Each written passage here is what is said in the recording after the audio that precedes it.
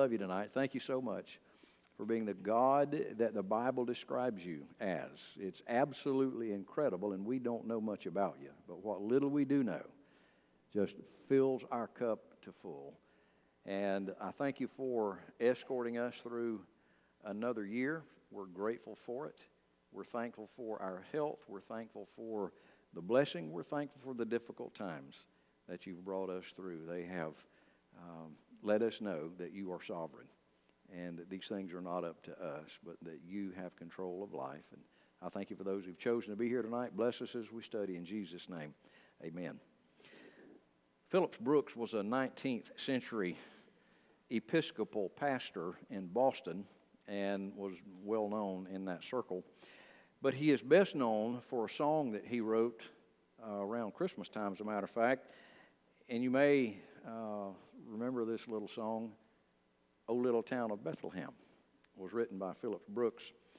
And Brooks once said this, quote, "The truest help we can render an afflicted man is not to take his burden from him, but to call out his best strength that he may be able to bear it." So it's not the best thing for us to do all the time is to take somebody's load off their shoulder, but to let them know and to encourage them that they have the strength to bear that themselves. There is an appropriate weight for every Christian. The Bible does say that we're to help bear one another's burdens, but then there's a burden, Paul says, that's appropriate for each individual. There's a weight that's appropriate and fit for our shoulders. We can't help carry everything for everybody. But now, let's get back to this. Why did God allow all this griping and complaining? And there are other words that we could use to describe what was going on here. But it's chapter after chapter after chapter. And we've tried to go through it verse by verse, and in some instances word by word. We've not made up anything as to what these guys were saying, even Job. I'm talking about for dozens and dozens of chapters. You said, and it's just like, it's like we're out on the junior high in the play area, just a bunch of kids sticking their tongues out at each other. Because at the end of the chapter, or end of the book rather, in chapter 42, the Lord says, "Hey, you guys are wrong anyway." And so the Lord just sits on the throne. I don't know that he crossed his arms, but he sat on the throne and didn't say anything for about 35, 36 chapters. He just let them ramble. And then finally he speaks up, and he doesn't talk to the four guys. He talks to Job. And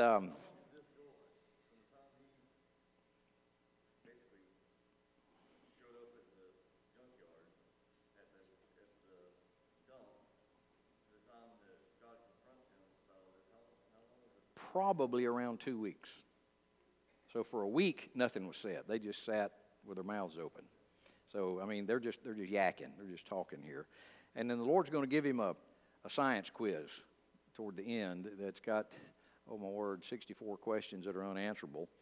But anyway, why did the Lord record all of this? Because I know y'all probably leave, we look at how many chapters we've still got to go. And this is probably not the most exciting part of the Bible that you've ever studied, but we need to understand that one of the reasons God allowed all of these chapters to be put in, they just droned on and on and on. They defend themselves. They get mad. They get testy. They get touchy. And he's going to tonight. This is Zophar's second time at bat. This will also be his last time at bat. He won't say anything else after chapter 20, thank the Lord. But he's going to get offended. Matter of fact, he's already offended. He's going to step into the chapter mad because of what Job said in chapter 19, and we'll get to that shortly. But one of the answers to the question of why did the Lord allow this griping and complaining and charge and countercharge, why did he allow all this to be put in the Bible? Well, number one,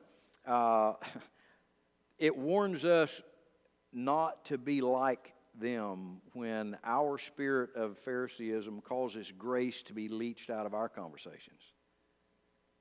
You say, well, I don't like what these guys are saying because it's just so, this is like us. This is what we do. So that's reason number one.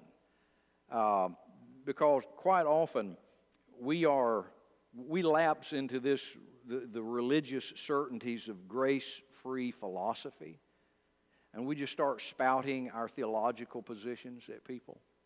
We whale them and we beat them over the head with our doctrinal bullet points. And that's not what they need. They don't need theological bullets fired at them. They need somebody to listen to their heart and to take the theology that this person knows that we know and to put it in such a way that will feed them. We're not debating with people. And that's one of the problems here. These three buddies are debating with Job, and Job took the bait because he's debating right back. And so these speeches sort of stand as a warning for us to guard grace jealously, because you're going to run into people, and you already have, that are going through the sausage grinder like Job, and often we slip into this gear of, see what you should have done. This is what you should, and so we get into the same, and when you do that, just think, I remember how I didn't like those guys in the book of Job. Well, duh. This is kind of what we do ourselves. And so, are there any benefits to reading these lurid, graphic, repetitious, droning on and on kind of misapplications of God's nature? And yes, there are some benefits to this if we look past the deep weeds. And number one is this kind of stuff ought to terrify us to let unbelievers know what's in their future. Now, I will tell you this. I don't agree with everything these men said, but there's a lot of what they said that is dead on. They describe hell better than anybody in the Bible except Jesus. These guys describe life separated from God forever in very graphic terms. Now, here was a problem. They were preaching to the wrong crowd. They were saying wicked, and we use the term lost in the New Testament. Wicked people die and they suffer this, the darkness and the pain, Well, that's true. It's true, yeah, that's true. That is exact. Theologically, you're correct, dude. Well, you're preaching that to the wrong crowd because Job is not lost. And so we as preachers, and Eric knows this, we need to preach the right crowd. When you speak to a congregation, you need to know who you're speaking to and apply the truth in such a way. And so that's not what they're doing. They're preaching theological things that are correct, but they're misapplying it. Yeah, that's exactly right. Now, the second thing is this. It gives us a grasp, it helps us grasp the depth and the darkness of Christ's substitutionary suffering for us. Now, here was the worldview that these three guys did not understand. They didn't accept this worldview. There's such a thing as substitutionary suffering. Now, you remember what their worldview was? Their worldview was really simple. The universe is a moral place, and the universe always blesses the good and always punishes the wicked. That's just the way it is. 2 and 2 is always 4. There are never any exceptions. If anything bad happens to you, that's a sign that God is angry at you and He's punishing you. If anything, let's say you get beaten or flogged, and maybe you even get nailed to some kind of a Roman execution instrument and you're crucified. If something like that happens to you, obviously you're wicked and sinful. What would they have told Christ if they had been standing around the foot of the reason this has happened to you is because you're wicked, and this ruined their worldview, and they were defending their theological house. We believe that the universe is a moral place, and it always rewards the good and it always punishes the evil. As a matter of fact, our buddy Job believed that before this.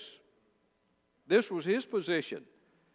And then as he starts to open up a little bit and talk, we get the idea, he's changing his mind. Now, why do you think he would be changing his mind? Because he knows he's saved. He knows he's a righteous, godly man. But this was the real confusing element in Job's story here. I don't understand this. I have always believed, and the ancients have always said, that if anything happens to you that's bad and horrible and all, it's God's judgment on you because you're a wicked person. Well, Job knew he wasn't that, and so he is being challenged. And he has changed his mind. We've talked about this a little bit before, that your theological positions are good and solid until something happens to you. You remember what earlier in the book they were saying to Job? Yeah, Job, you were the counselor. Matter of fact, you were the one. You had your website, Counselor Job. Cheap rates, and so you were the one. You were counseling everybody and giving them all this advice. Now this has happened to you, and you're changing your tune, and that's exactly what's happening. He has changed his position on this, and so that's the second thing. They could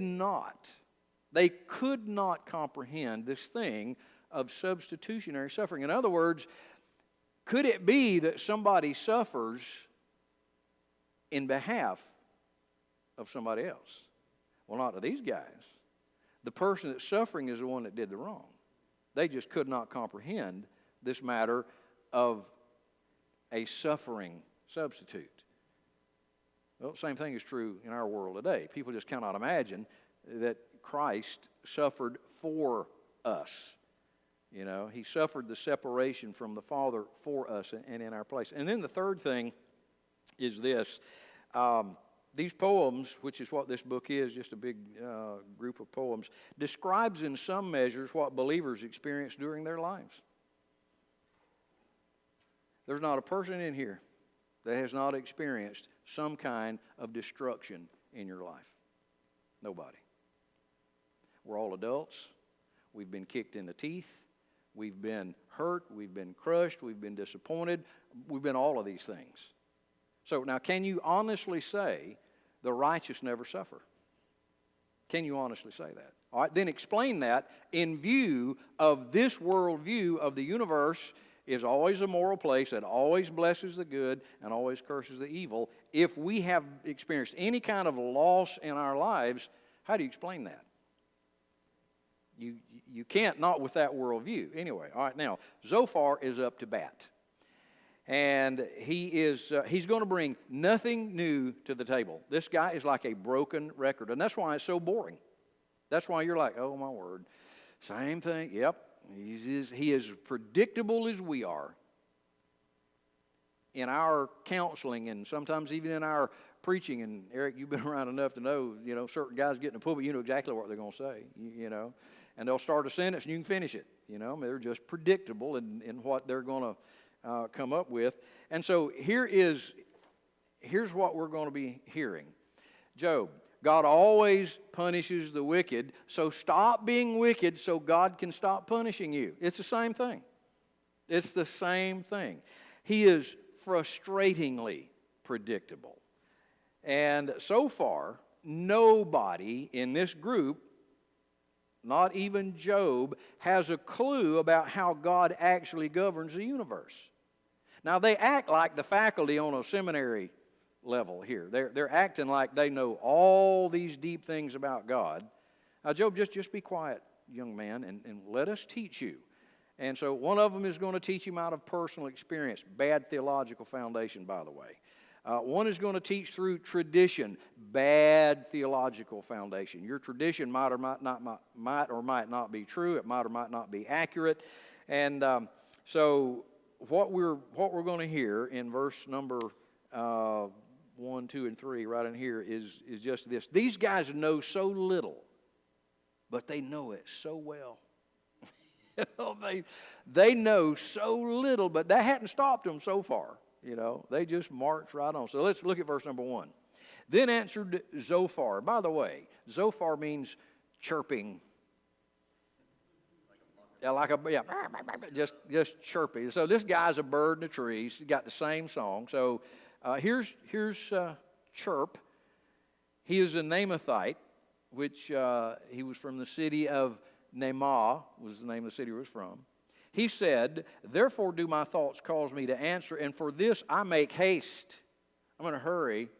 The translation of that is, in response to what you have said, you have accused me of being wicked. Remember in the last couple of verses in chapter 19, Job says, you guys are going to stand before, you are the ones that are going to be judged as well. He didn't like that. I mean, he was a little bit offended by that. And so in response to what you said, let me hurry up and tell you this. I have heard the check of my reproach, which means I have been insulted. I heard you, but I heard what you said. You have just stuck it to me. And I, for one, am not going to sit here and put up with this. And so he's in a hurry to defend himself. He's in a hurry to defend his seat on the theological board of whatever school that he is a faculty member of, and he's just not going to put up with this anymore. So he said, I heard you, and the spirit of my understanding causeth me to answer. I have a depth of knowledge, and from this pool of knowledge, I'm drawing this up, and I'm going to pour this stuff all over you. All right, now, verse number 4 through 29. Let me give you a real quick summary of what we're going to be looking at. He's going to tell him about the destiny of the wicked, and he's going to be right. He's going to be right. Matter of fact, it's kind of amazing how right these guys are without any New Testament unfolding at all. He's going to be accurate here. And he's going to tell us that the life of the wicked is very brief. That part is wrong. And we'll give you some history behind that, and then we'll look at some verses in Scripture that prove, no, that's not true. It's not always the good that die old. And here's their worldview is this. Now, if you're godly and righteous, you're just going to live this great big long life. And those folks that are wicked, they get cut off real soon. That's not true. But he's going to apply that to Job. So what I'm saying, you need to preach the right message to the right people. All right, so now look at verse number 4. Knowest thou not this? Of old, since, you see that was placed, I think it's over, was placed. You can translate that, he placed. Now God is not named here, but who placed man on the earth? God did. And so it's a rhetorical question. Don't you know that since God placed man on the earth, don't you know this, Job? That the triumphing of the wicked is short. Don't you know that, Job? That's the way it's been since day one. That the wicked don't succeed very long. That's just the way life is. And the joy of the hypocrite, but for a moment. They're not happy very long. It's just a short life, and then boom, they're out of Dodge. They get killed. Somebody kills them. God kills them. Though his excellency mount up to the heavens and his head reach unto the clouds. I mean, this guy is the president of every board. He is just Mr. Mover and shaker in the community. He is the wealthiest. He is the most knowledgeable, and his head is just up in the clouds. This guy's not going to live very long. He's not going to be happy very long, all right? Yet shall he perish forever like his own dung. Well, there's a slap in the face for you. Like, I don't think I need to translate that word, do I? It's like, a guy goes to the bathroom out in the field and the rain and the bugs, and pretty soon you can't even, it's gone. He said, that's the way the wicked is. Now, what's the intimation here? Job, you are a pile of dung and you're just dissolving, but we're watching it, right? I mean, you're halfway there now. You are just about gone now. So he says that they perish forever. They which have seen him shall say, where'd he go? He was right here. He was Mr. Big in the community. We don't know where he went. We don't know where his kids are. The house he used to live in, look at that. Cobwebs in the corner, and the lot is empty, and the Lord has just swept him away. He shall fly away as a dream, and shall not be found. Yea, he shall be chased away as a vision of the night. Well, so far has gotten pretty brutal here.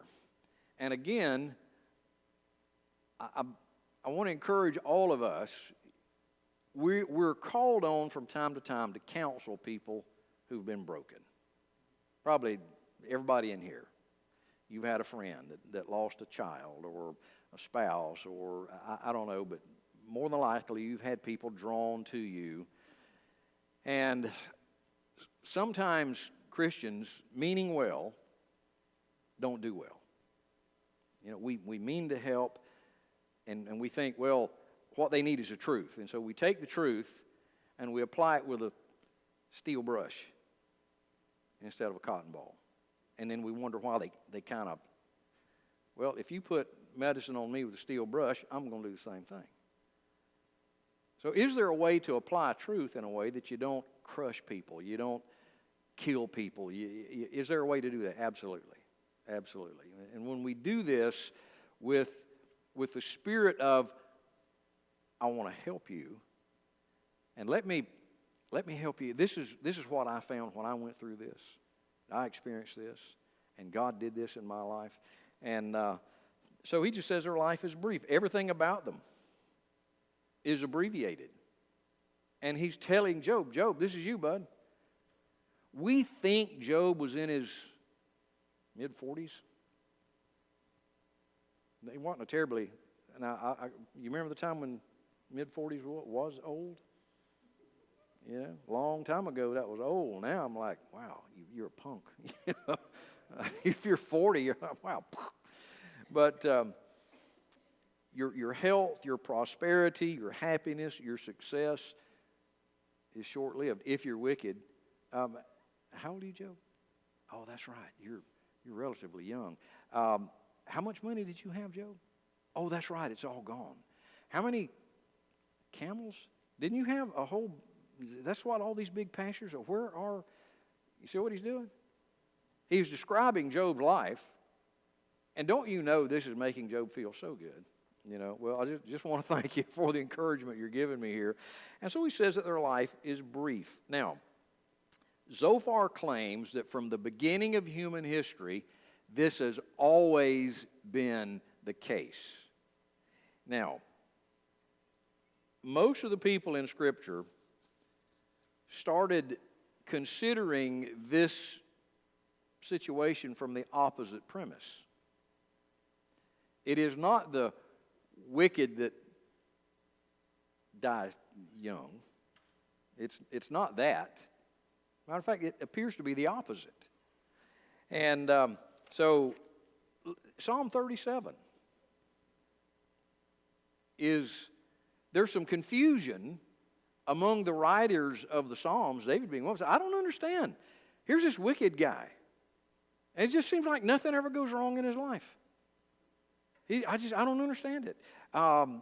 Psalm 73, same thing. Go to Jeremiah chapter 12, verses 1 through 4. There is this question. I don't get this. That guy is as wicked as the day is long, and good night. It just seems like everything goes his way. By the way, you ever thought that? Ever seen anybody that you know what kind of person they were? You knew something, but they just seemed like, you know, their picture's always in the paper, and everybody just always bragging on them and just praising them for whatever. And, well, it seems as though that Zophar has redacted an awful lot of biblical data to arrive at this conclusion, that it's the wicked that die so short, and that God just whacks them off. Now, look at verse number 9. The eye also which saw him shall see him no more, neither shall his place shall any more behold him. Okay, now so he's dead. The wicked guy is gone. Now look at the burden that he leaves his family. His children shall seek to please the poor. In other words, all of the property that daddy stole from the neighbors has got to be returned. And so his children now are having to liquidate their inheritance to pay off the neighbors that the dad stole from. That's what he's accusing Job of. Job was a very wealthy man. He was a multi-millionaire compared to today's standard. But they're saying, you know how your daddy got that? Well, look at the same thing. People that are wealthy today are always the wicked, vile oppressors, and you know how the wicked or the rich got rich, right? Right? They stole it all, right? That's what we're in the United States is accused of that. Well, you know why y'all are wealthy, right? Yeah, y'all stole it from everybody, right? You know? And so this is sort of the charge. You talk about since the day that man was put on the earth, that's been the charge, that the wicked are always wealthy. Well, I disagree with that. Totally and absolutely do not agree with that charge. Anyway, he's saying that, your offspring, which he doesn't even have now, and his, which is translated there, their hands shall restore their goods. So the neighbors are going to come, by the way, that chariot that your daddy has in the garage out there, that was mine. And I'll go get it. He'll give me the keys to the chariot. And so the kids are going to have to give away all the stuff that they have inherited from Dad. Now, his bones are full of the sin of his youth. This is a direct reference to Job's physical condition now. He has been infected with what we think was like a leukemia of the skin, and he broke out all over, and he was in a horrible, awful, he was terminal. It was a terminal situation, and he's going to die. And this is one of those biblical references that lets us know that that sickness and disease is never healed in eternity for the lost man. Is never healed. So if a person dies of some excruciatingly painful disease and they die without Christ, they will live forever with an excruciatingly painful disease plus the horrors of hell. So this is a horrible thing. Now, is he right? Now, so far he's right. This is true. Again, he's just preaching to the wrong guy. This is not Job. And so a survey of Scripture reveals this to the Bible student. There is no hard, fast rule in the Bible that governs when the wicked or the righteous die. Did you know that? There is no hard, fast rule. There are a lot of factors that determine the length of one's life. May I give you a few? Number one, genetics. I've known of folks that had heart trouble, and their dad, and that's why do you think the doctor asked you that? Well, is there a history of this in your family? Well, yeah, my dad and my grandfather, and my great-grandfather, yeah, they all died of whatever it was. Well, what are the chances that you might inherit that? You just might have that. And so there's this thing of genetic. Now, can saved people die at an early age? Sure they can. Sure they can. So what's the rule? How about, there's drug use, tobacco use, disease, sexual promiscuity that can ruin your life, crime. How about suicide? You ever known a Christian commit suicide at a relatively early age? I had a preacher friend that got caught up in a mess. Oh, this has been about 20 years ago. And it was about to become public. He didn't want it to become public.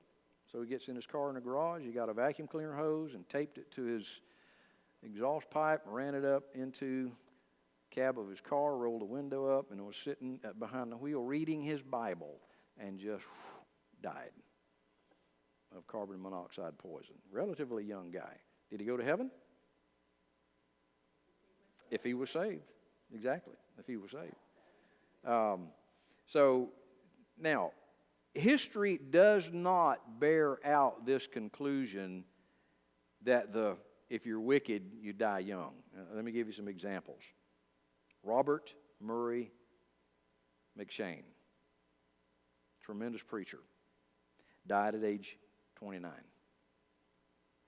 There was missionary William Whiting Borden, which was known as Borden of Yale, a very famous young missionary, was working in Egypt when he died at age 25. There was David Brainerd, who was a missionary to Native Americans back many years ago, died at age 29. These are godly men. These were saved men. How does that fit with this worldview of the wicked always die young? So now that may be one of your theological bullet points, but it doesn't match the facts and the reality of the way life really works. And so something is wrong. What is wrong? Did these guys really die at these early ages? They really did. So that can't be wrong. So apparently their bullet points need to be adjusted. That's not always the case. And so, according to Zophar's philosophy of life, these three guys died because they were wicked, and they were not. I've read their works, I've read their book. These were godly, saved men that died before they were 30 years of age. All right, and so not only is their life cut short, but their pleasure is temporary. Look beginning now in verse number 12. Though wickedness be sweet in his mouth, though he hide it under his tongue, though he spare it and forsake it not, but keep it still within his mouth. Now here's his illustration. He says the wicked guy actually enjoys his sin like you would enjoy a piece of hard candy in your mouth. You don't want to chew it up and swallow it real fast. How many licks does it take to get the center of a Tootsie Roll Pop? 3. Okay, we got 3. We got 3. Have you ever taken, I'd take it and you ever roll a stem like that? I'd put it in my mouth and roll it like that and try to hurry up and get to the middle. And so, but have you ever had something in your mouth you're like, oh, you don't even want to swallow it? Your tongue is having such a good time, you want every little taste bud to get, here, taste this, taste that. Oh yeah, man. That's just like Snapple. I didn't even want to swallow Snapple. You just want to roll it around in your mouth and get all the taste off of it. And eventually, however, so this is Job. Job, you've just savored thievery and land acquisition, and you've enjoyed this like a guy enjoying his favorite food. You don't want to swallow it, but when you do swallow it, verse number 14. Yet meat in his mouth or in his bowels is turned. It is the gall of asps within him. Now, gall means poison, and asps is the word cobra. So here's what he's saying. You go ahead and enjoy it, Job. You've enjoyed a short life, and you had it good, and you've been wealthy, and da-da-da. And you've just, you've had this sin and this thievery. You've rolled that around in your mouth, but now you apparently have just recently swallowed it, and look what it's done to you. Your sin is like swallowing a nest of cobras, and they're biting your insides, and you're dying on the vine in front of us. And you don't want to know why, Job? Because the universe is a moral place. And the universe always blesses the good and always curses. Keep that in mind. Always curses the evil. That is not true, ladies and gentlemen. That is not true. The good don't always, live these great, long lives. That's not always the case. And the wicked don't always die. I'm just telling you, these guys are wrong in what they're saying here.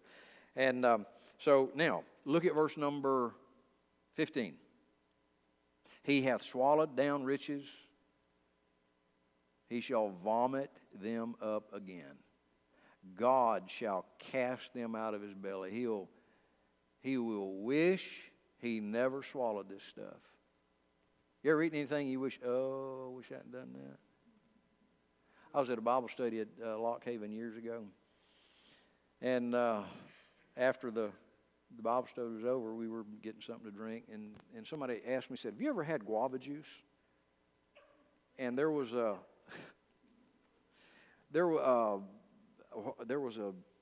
juice brand that was Hawaiian. What was it? Hawaiian something?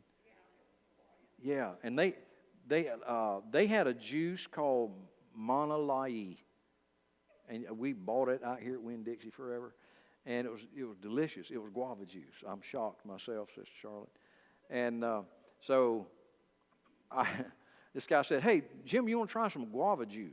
And of course, I was thinking Mauna Lai. Oh yeah. I said, yeah. And he pours me some, and man, I threw it in my mouth and swallowed it without even thinking. And instantly, I said, oh, my word, this is not Monalai. And his wife comes in the kitchen, and she screams, George was his name. And she said, George, that's bacon grease. And it was. And when she said bacon grease, my stomach was kind of like, okay. All right, I got you. This is bacon grease. And you just lost your home here. And man, I kind of hustled to the door and went outside and vomited them up again. God cast that out of my belly. He shall suck the poison of asps, the viper's tongue shall slay him. And again, this is all aimed at Job. Job, you've lived a high life, buddy. Now you've swallowed all of the treasures and the money and the land and the farms and the animals of everybody else. Now, snake bit you. You snake bit now. Now you're sick. You're dying. And, oh boy. Now, look at what happens to the guy that gets his riches like that from thievery and bribery and all this kind of stuff, at least according to this worldview. He shall not see the rivers, the floods, the brooks of honey and butter. What does that mean? Well, this is the good life. These are the simple pleasures. In other words, this guy is so interested in how he's going to steal his next million, he can't enjoy where he is right now. He's just, Daddy, come play ball. No, I don't have time to do that. This is the guy that's on his phone at the beach while his family's played in the water and in the sand. This is the guy that just can't relax. I'm not saying that everybody that's busy is of this nature, but this is how he's describing Job in essence. That this guy, he's just constantly scheming, get something from somebody else. He just can't enjoy like Christmas. You know what I enjoyed about Christmas this year? Watching folks open their stuff, especially Lily. That was, she, and as soon as she saw that, next, she had like a little assembly line. Y'all know what I'm talking. Y'all did the same thing with your kids and grandkids. And but he can't enjoy the simple things. Nothing means nothing to him. Relaxation means nothing to him. Spending time with people that mean something to him means nothing to him. This is just a waste. I could be securing more. I could be getting more. So that's this guy. So verse number 18 now. That which he labored for shall he restore. He's worked all of his life to steal all this stuff. Now you got to give it back. He shall not swallow it down. According to his substance shall the restitution be. He shall not rejoice therein. Because he's a thief. Because he hath oppressed and hath forsaken the poor. Because he hath violently taken away an house which he builded not. Folks, we're looking at the charge of the theft of property. Now, question. Is Job guilty of any of this? No. Why is he wasting our time? Pouring all of this vehemence out on this guy. It's a lot. It's a lot, all right? Surely he shall not feel quietness in his belly. Success doesn't do what you think it does. Your conscience is going to eat you alive. You're going to go to bed at night, and you're going to think, man, I stole that. I'm just going to go to sleep. And he's just saying that these crimes are going to keep you awake, going to be screaming in your ear. He shall not save of that which he desired. In other words, it just won't do what you think it will do. It won't give you. You know anybody like that? Well, if I can just get this, if I can just reach that goal, if I can just get that degree, if I can just make that amount of money, if I can just live there, if I can just do this, and they get there, and it's like, okay, ready to go again?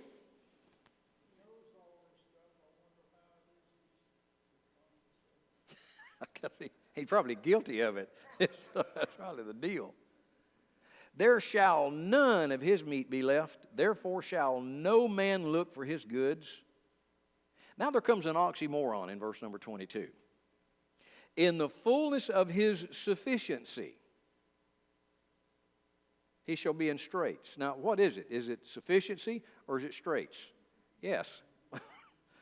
He's got everything that you could ever want, need, desire, or steal, but he's in straits. He's looking over his shoulder to make, looking for the police. He's just in turmoil constantly. Verse 23. Every hand of the wicked shall come upon him. Verse 22.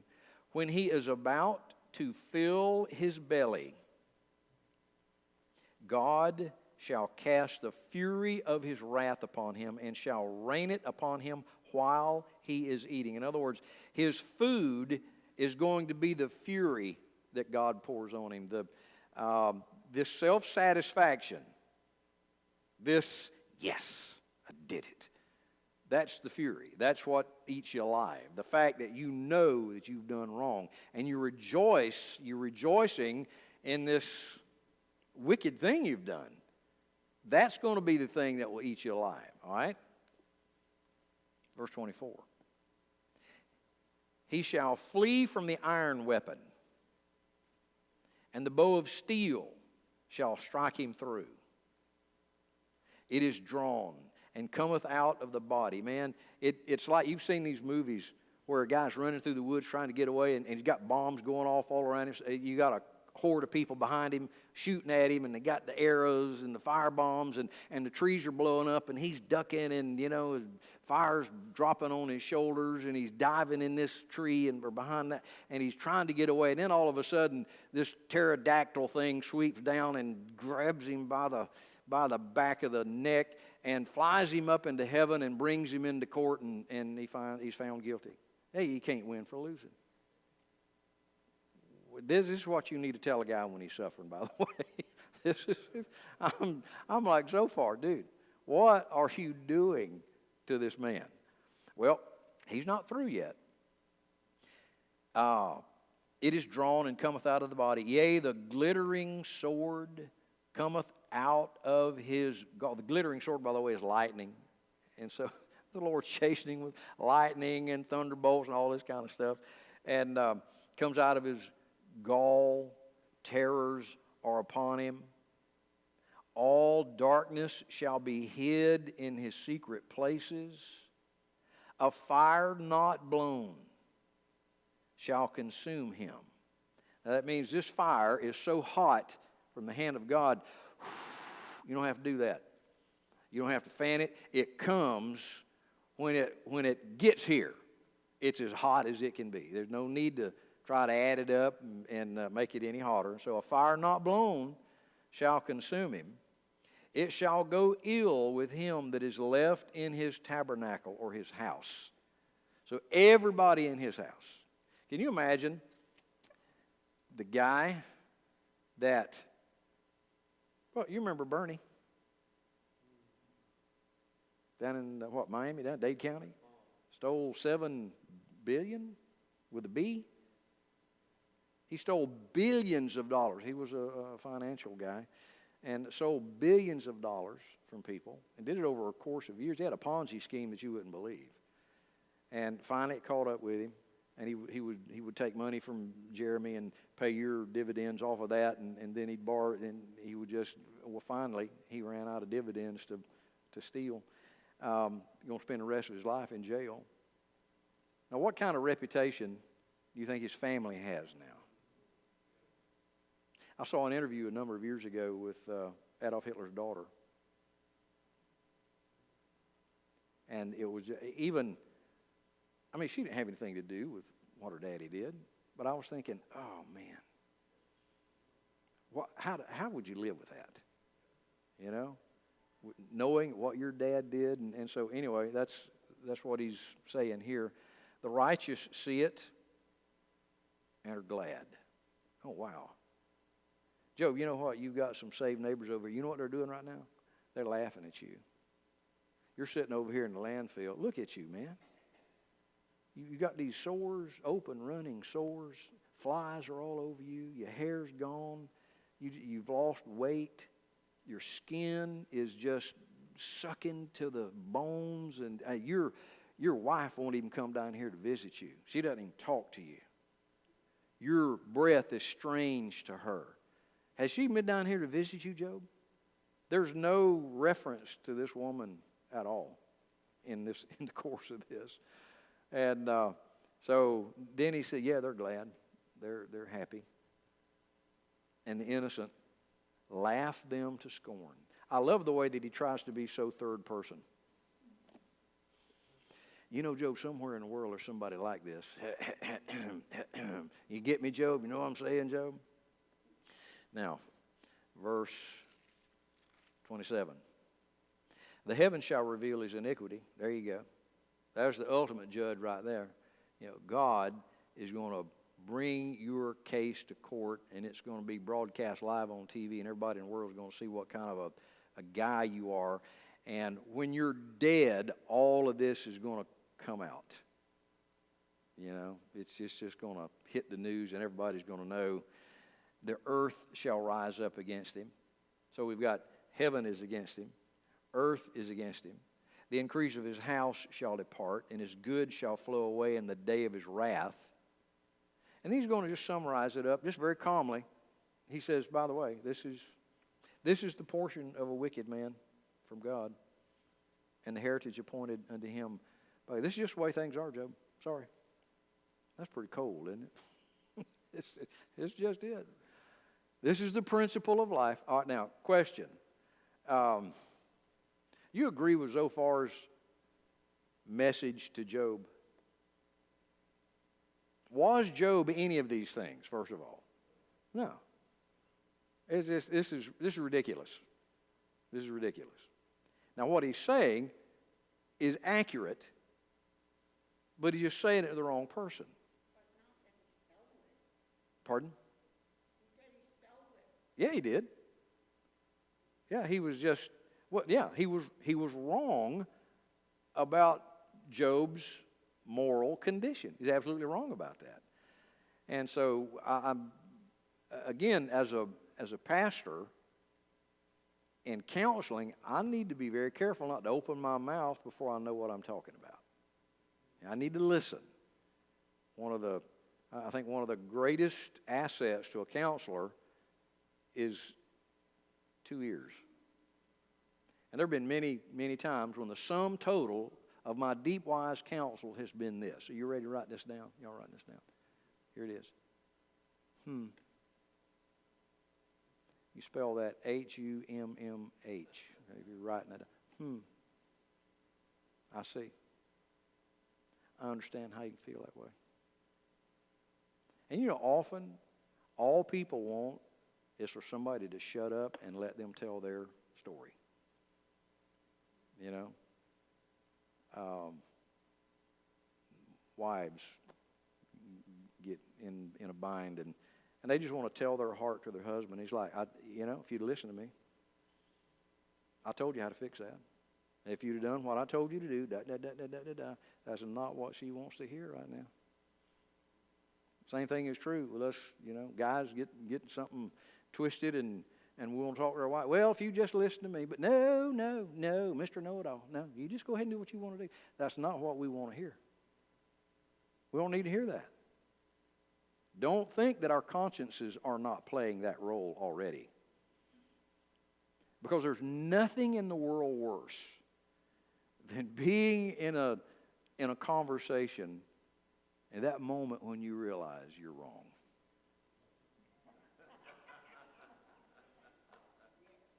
You're wrong. You're kind of like, oh, yeah. Yeah, okay. Oh, wow. I have no clue about that, but yes, sir.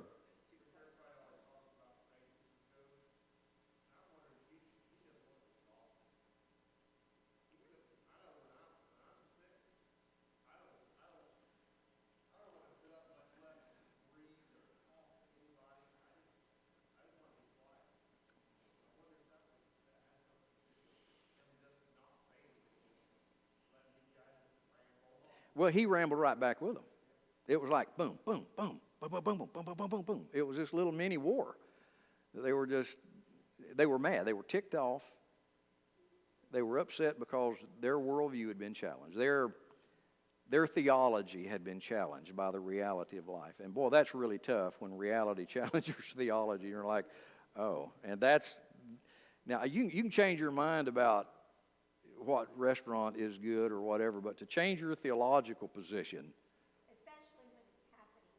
Yeah. Yeah. Correct. So I'm wondering at what point had the story of Cain and Abel been lost? Because that disproves this whole worldview. Well, it does. And to give you another example, I was thinking when I was getting ready for this, how many years did it take for the Lord to punish the Canaanites in Israel? How many years did he give them? At least 430 years. So do the wicked get cut off early?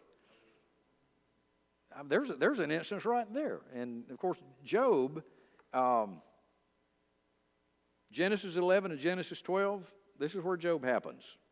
It's the oldest book in the Bible. And so there was enough knowledge that these guys had, and Job did too, but now where they got all of their theology, be honest with you, I don't know. It's just tradition. There was a lot of, well, my grandpa said, and grandpa can't be wrong, right? Well, yeah, grandpa can be wrong.